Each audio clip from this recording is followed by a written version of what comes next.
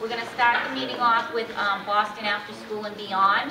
In the meantime, one of the board members is passing out red raffle tickets. We have 2 sets of tickets for 2 Boston College basketball games that we're going to raffle off.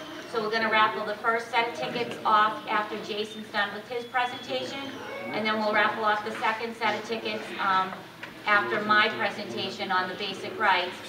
Those were generously donated by our board member, Rich Frost, who donated those tickets as something to, look forward to and hopefully have a chance to win. So with that, I'm going to turn it over to Jason.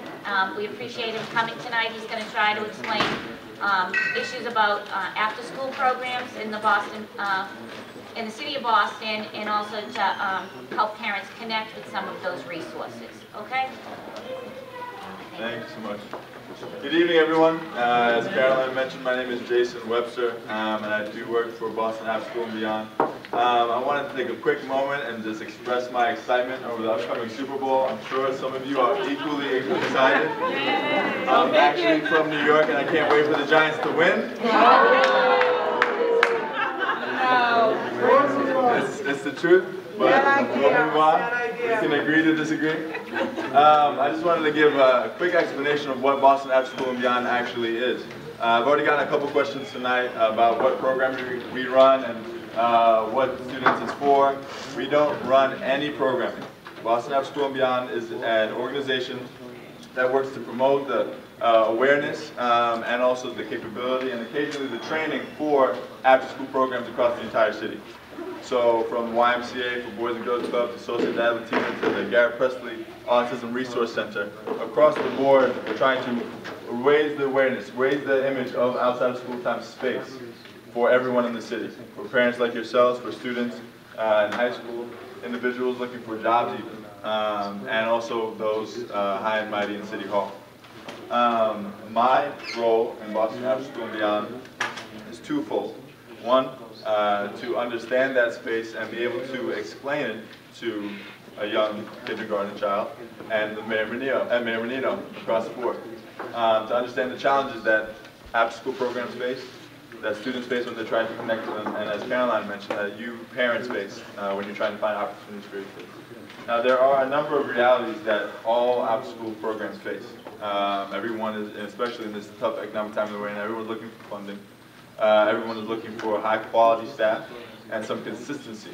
But beyond that, they're also looking for ways in which to better engage the students that they're there to serve. Each of them have different focuses, of course, and different areas of expertise. But across the board, they're always looking for ways to improve. The second role that I have at Boston After School and Beyond centers around a website by the name of Boston Navigator. Can I get a quick show of hands if any of you have heard of Boston Navigator before? Awesome, my new favorite people. And I know you're Giants fans. No.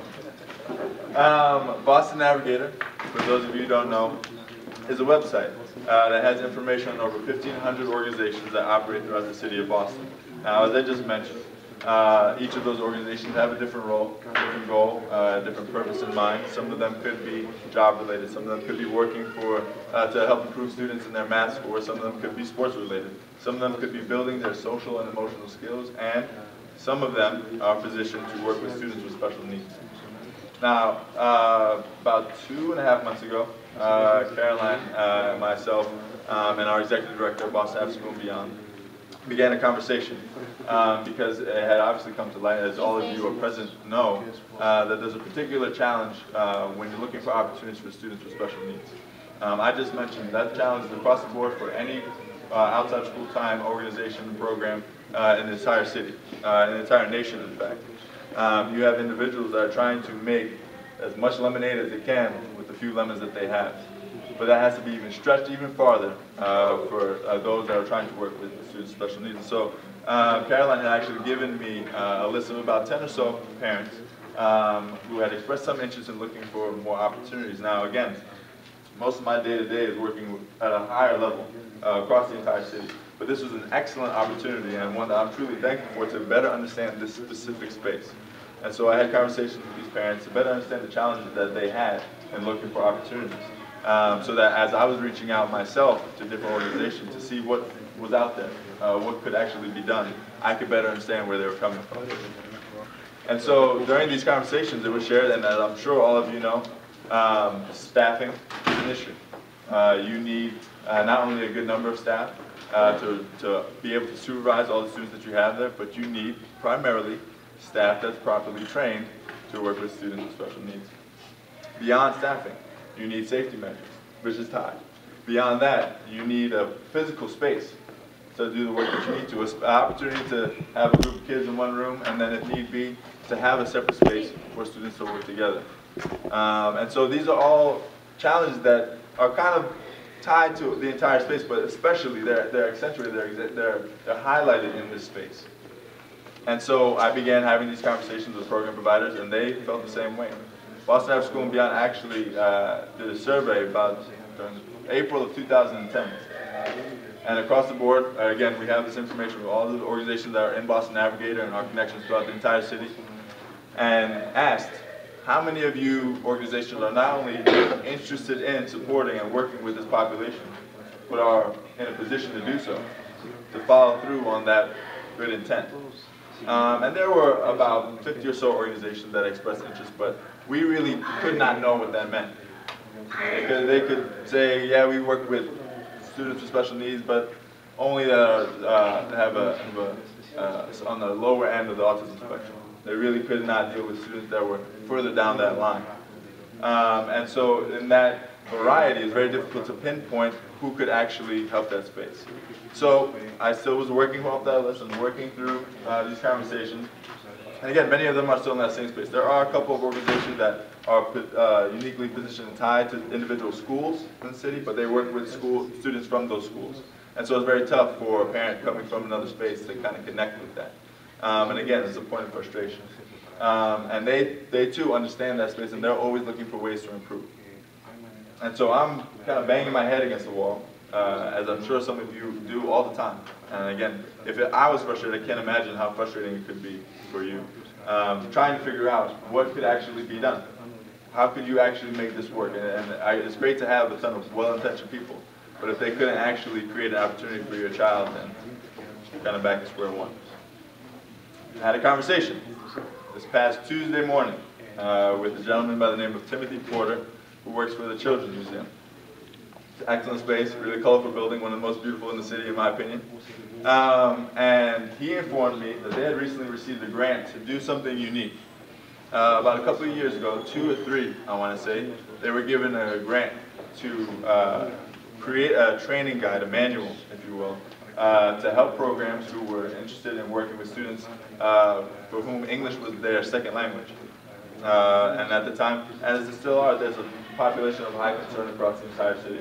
And there was a lot of interest from program providers who wanted to work, but they did not know what to do.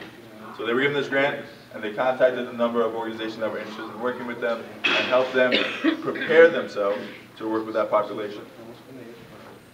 During this conversation with him, which was complete happenstance, and that's how most things happen, I literally had an awesome conversation with Deborah in the back here. I had no idea she was going to be here, but that's how Boston kind of works. And during this meeting, he tells me that they had recently received a grant to work with students on the autism spectrum to do the same exact thing.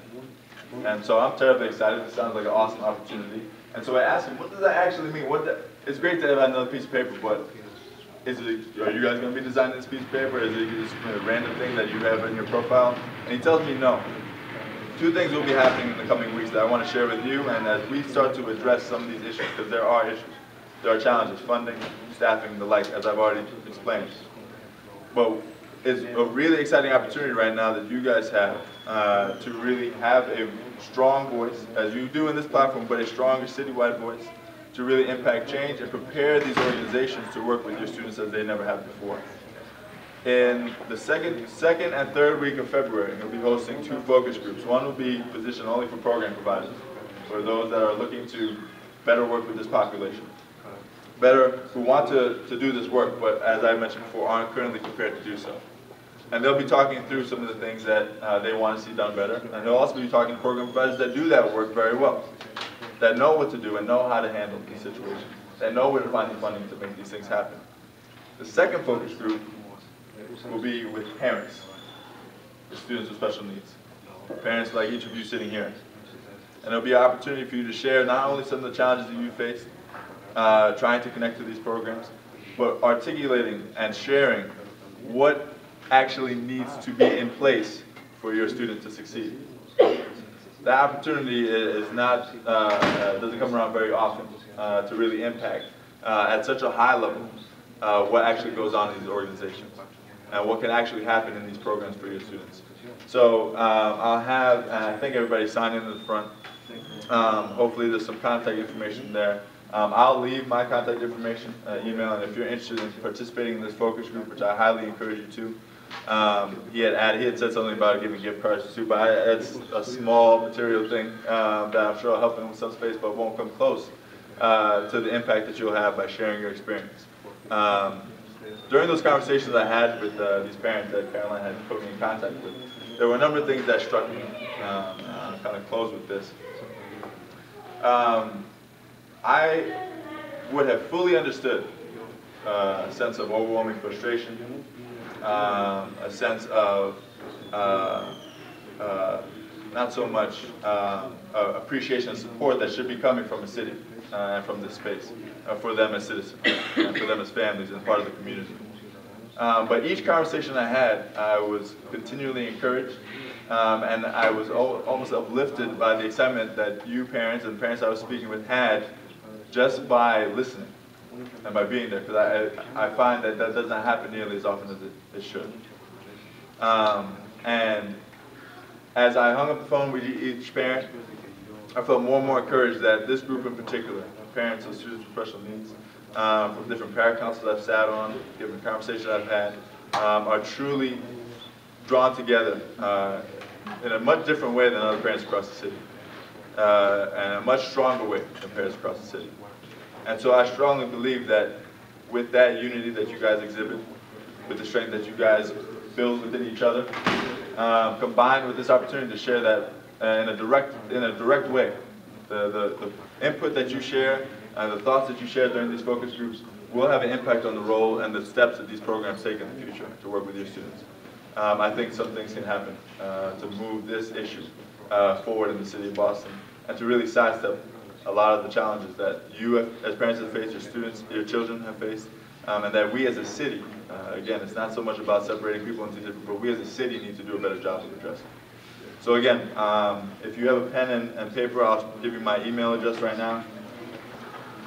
And again, if you're interested in attending this focus group, it'll be in the 2nd and 3rd week of February.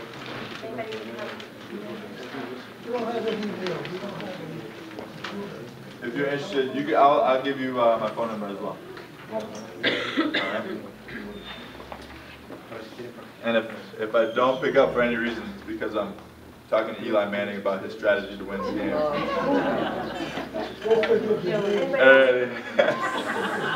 My email address is j.webster, like the dictionary,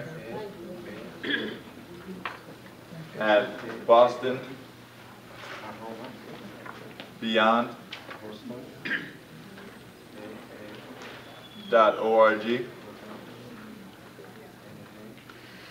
And my telephone number is 617-345-5322. All right.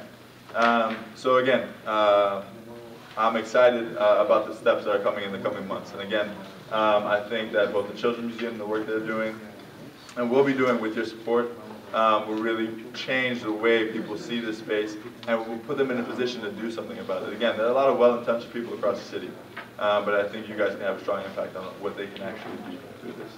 All right, so again, I want to thank you for your time. SpedPac and Caroline, again, thank you so much, and have a great night. Go Giants! Go Patriots!